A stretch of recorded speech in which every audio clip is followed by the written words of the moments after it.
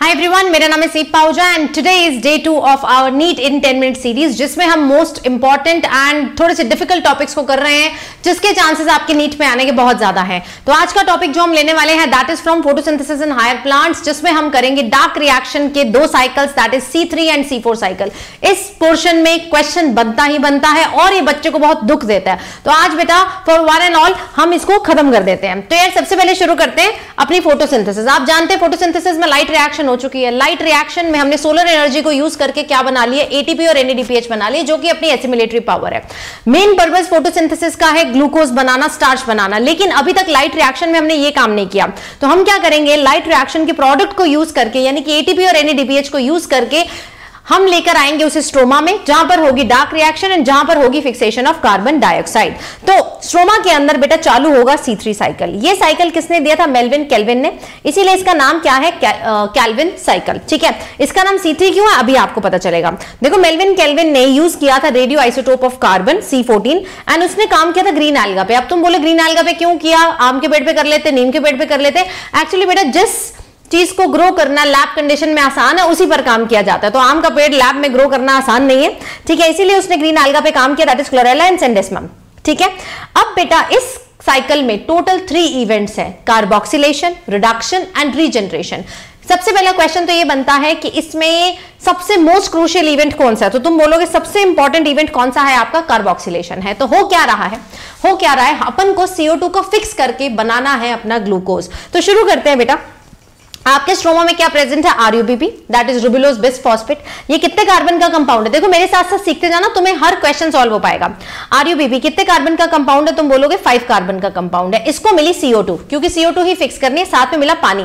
जब बेटा 1 कार्बन वाली CO2 और 5 कार्बन वाला RUBP जुड़ेंगे तो कितना बनेगा, 6 कार्बन बनना चाहिए, लेकिन यहां पर 6 कार्बन का कंपाउंड नहीं बनता है, यहां पर 3 कार्बन के 2 कंपाउंड बन जाते हैं। और वो जो 3 कार्बन का कंपाउंड है दैट इज 3-फॉस्फोग्लिसरेट। ठीक है, 3-फॉस्फोग्लिसरेट कितने हैं, 3 कार्बन के, तो 2 बनाने पड़ेंगे, यानी कि मैंने यहां पर क्या बनाया, 3-फॉस्फोग्लिसरेट। इस काम को करने के लिए बहुत इंपॉर्टेंट एंजाइम आया that is called as rubisco, ribulose bisphosphate carboxylase oxygenase. अब रुबिस्को जो है ना, ये बड़ा दल बदलू सा है, इसको CO2 मिलेगी, CO2 के साथ जुड़ जाएगा, इसको O2 मिलेगी, O2 के साथ भी जुड़ जाएगा। यहां पर अभी अवेलेबिलिटी किसकी है प्लांट को, CO2 की, तो यार ये कार्बोक्सिलेज की तरह एक्ट करेगा। कल को इसको ऑक्सीजन मिले, CO2 ना मिले, तो यार ये ऑक्सीजनेज की तरह एक्ट करने लगेगा, एक wasteful process that is photo respiration चला देगा। तो मान लो ऑक्सीजन नहीं है, अभी अपने को CO2 मिली और हमने कार्बोक्सिलेशन की, 5 कार्बन वाला RUBP जुड़ा 1 कार्बन CO2 से, तो 3 कार्बन कंपाउंड बने दैट इज 3-फॉस्फोग्लिसरेट। अब ये जो 3-फॉस्फोग्लिसरेट है इनको रिडक्शन हो जाएगी and they will convert into triose phosphate. ठीक है, इनकी रिडक्शन हो जाएगी। रिडक्शन कराने के लिए हमारे पास कौन आए, जो एसिमिलेटरी पावर हमने बनाई थी लाइट रिएक्शन में। तो इस प्रोसेस में 2 ATP और 2 NADPH यूज हुए, याद कर लो, 2 ATP 2 NADPH यूज हुए। 2 क्यों बोला, क्योंकि यार 2 का कर रहे हैं ना, अगर 1 फॉस्फोग्लिसरेट की बात करेंगे तो 1 ATP 1 NADPH, यहां पर कितने 2 हैं, तो 2 ATP 2 NADPH को हमने यूज किया और इसको क्या बना लिया, 3-ट्रायोस फॉस्फेट बना लिया। अभी भी इसमें कितने कार्बन है, 3 कार्बन है, तो यार इसमें से कुछ तो ट्रायोस फॉस्फेट चल देंगे ग्लूकोज बनाने के लिए and glucose will be stored in the form of starch. Transport करना है तो सुक्रोज की फॉर्म में ट्रांसपोर्ट कर देंगे। बचे हुए जो ट्रायोस फॉस्फेट है उनका क्या हो जाएगा, रीजनरेशन हो जाएगा और ये क्या बना लेंगे, RUBP बना लेंगे। इस रीजनरेशन के प्रोसेस में भी आपका 1 ATP कंज्यूम होता है। तो यार अभी तक हमने कितना CO2 डाला था, 1 CO2 डाला। 1 CO2 में तुम्हारे कितने ATP कंज्यूम हुए, 2 यहां पर और 1 बेटा तुम्हारा यहां पर कंज्यूम हुआ, यानी कि for 1 CO2 molecule, yes for 1 CO2 molecule मेरे पास टोटल ATP कितने कंज्यूम हुए, 3 और टोटल NADPH कितने कंज्यूम हुए, 2। ठीक है, 2 ATP 2 NADPH आपके रिडक्शन में, बाकी 1 ATP आपका रीजनरेशन में। लेकिन एक ग्लूकोज बनाने के लिए मुझे ये चक्कर कितनी बारी चलाना पड़ेगा, 6 बारी, क्योंकि ग्लूकोज में 6 कार्बन होते हैं ना, तो 1 CO2 फिर दूसरा फिर तीसरा, तो 6 बारी अपन को साइकिल चलाना पड़ेगा। सो फॉर 6 CO2 यानी कि फॉर 1 ग्लूकोज आप इसको मल्टीप्लाई कर देंगे 6 से, that is 18 ATP and 12 NADPH molecule. अब सवाल आता है भैया इसका नाम तुमने C3 साइकिल क्यों रखा, क्योंकि इसका फर्स्ट स्टेबल प्रोडक्ट कौन सा है, 3-फॉस्फोग्लिसरेट। कितने कार्बन वाला है, 3 कार्बन वाला फर्स्ट स्टेबल आपका प्रोडक्ट है। अगर इसमें पूछ ले प्राइमरी एक्सेप्टर ऑफ CO2 को किसने एक्सेप्ट किया, तुम बोलोगे RUBP ने एक्सेप्ट किया, है ना, किसने एक्सेप्ट किया CO2 को, RUBP ने एक्सेप्ट किया और फर्स्ट स्टेबल प्रोडक्ट बनाया दैट इज 3-फॉस्फोग्लिसरेट। So I hope this C3 cycle is done, it is a universal cycle, ये हर पौधे में होता है। अब यार कुछ प्लांट्स रहते हैं ड्राई ट्रॉपिकल रीजन में, उनको हाई टेम्परेचर को टॉलरेट करना है और कई बार कम CO2 भी होती है, तो भी बेटा वो चाहते हैं कि यार हम फिक्सेशन तो कर ही दें, कैसे भी करके हम यहां पर C3 साइकिल चला पाए। तो उनके पास एक अलग तरीके की एनाटॉमी है जिसको अपन लोग बोलते हैं क्रांस एनाटॉमी। ये क्रांस एनाटॉमी आपको किस में देखने को मिलती है?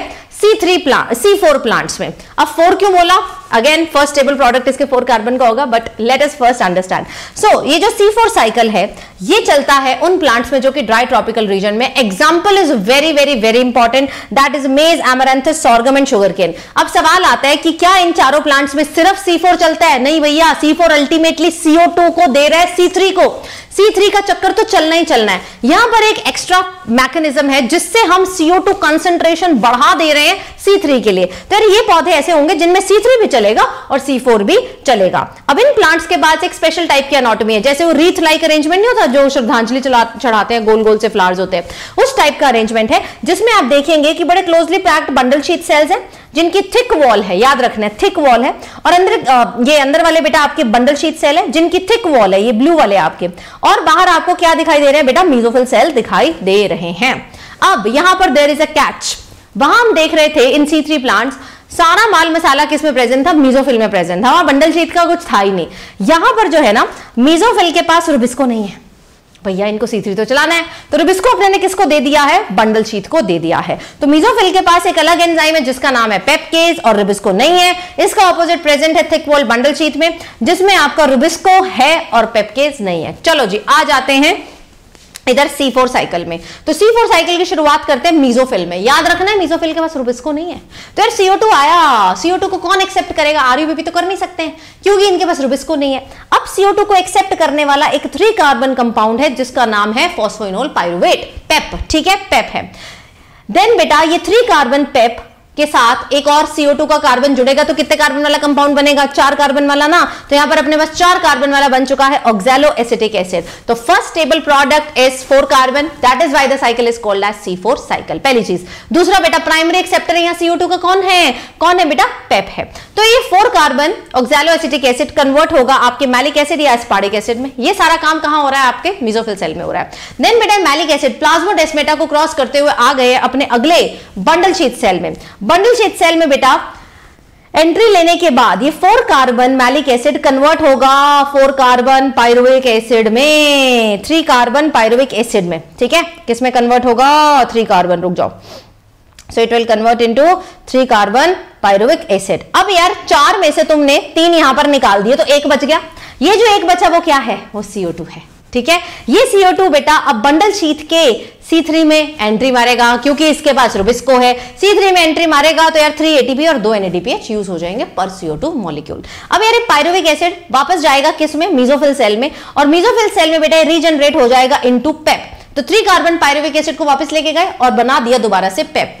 इस प्रोसेस में, रीजनरेशन के प्रोसेस में एक बड़ा इंपॉर्टेंट एंजाइम यूज होता है जिसका नाम है पेप सिंथेटेज। ठीक है, यस, पेप सिंथेटेज। इस प्रोसेस में क्या हो रहा है? 2 ATP बेटा यूटिलाइज हो रहे हैं 2 ADP बनाने में, यानी कि कुछ तो एनर्जी तुम्हारी C3 में जो होनी थी यूज वो तो हो गई है, सिमिलेटरी पार्ट 3 ATP 2 NADPH। यहां पर 2 ATP एक्स्ट्रा यूज हो रहे हैं रीजनरेशन वाले प्रोसेस में, यानी कि अगर इसकी बैलेंस शीट बनाकर देखेंगे तो पर CO2 5 ATP हो गए ना, 3 C3 वाले और 2 यहां रीजनरेशन वाले। NADPH पे कोई फर्क नहीं है, NADPH पे कोई फर्क नहीं है, 2 NADPH। अब पर CO2 यार ये बैलेंस शीट है, एक ग्लूकोज के लिए कितना CO2 चाहिए मुझे? 6, मतलब 6 बारी साइकिल अपने को चलाना पड़ेगा। 6 से मल्टीप्लाई कर दो तो 6 को 5 से मल्टीप्लाई किया 30 ATP और कितने NADPH? 12 NADPH, यानी कि कितने ATP एक्स्ट्रा यूज हुए यहां पर? वहां कितने थे? वहां कितने थे? 18, यहां कितने हैं? 30। 12 ATP का एक्स्ट्रा यूटिलाइजेशन हो रहा है इन C4 प्लांट्स। तो आई होप बेटा आपको ये चीजें बिल्कुल क्लियर हो चुकी हैं। C3 C4 को कंज्यूम मत करना, कंफ्यूज मत करना। C3 हर एक प्लांट में होता है, C4 ये स्पेशल ड्राई ट्रॉपिकल रीजन के प्लांट्स जिसको याद करना है मेज, एमरैंथस, सॉर्गम एंड शुगर केन। अगला कौन सा टॉपिक चाहिए प्लीज मुझे कमेंट्स में जरूर बताना। वीडियो अच्छा लगता है तो यार लाइक जरूर करा करो and share it with your friends. We are trying to cover all the important and little bit difficult topics in this series. Thank you so much guys.